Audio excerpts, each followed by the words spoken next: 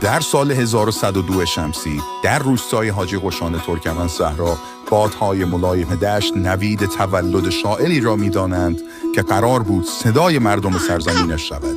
او را مختم قلی نامیدند.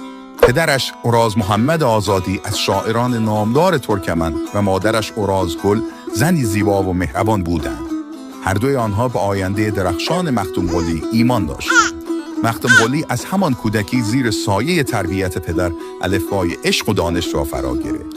روستا پر از افسانه‌های قدیمی و داستان‌هایی از عشق و شجاعت بود.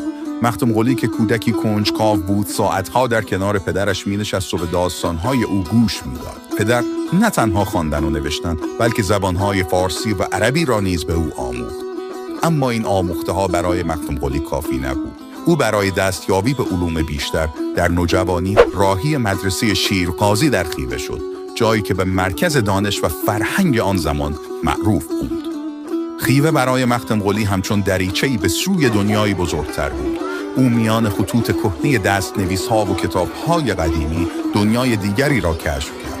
دنیایی که در آن انسان‌ها می‌توانستند با کلمات مرزها را درنوردند. او در این دوران شروع به سرودن اشعارش کرد و آرام آرام روح یک شاعر در وجودش شکل گرفت. وقتی به روستایش بازگشت چیزی بیشتر از دانش با خود آورده بود. قلبی که برای منگلی دخترخاله زیبا و مهربانش می‌تپید.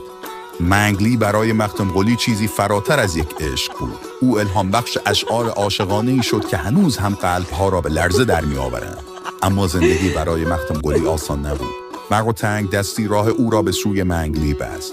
خانواده‌ها موافقت نکردند و منگلی با مرد دیگری ازدواج کرد.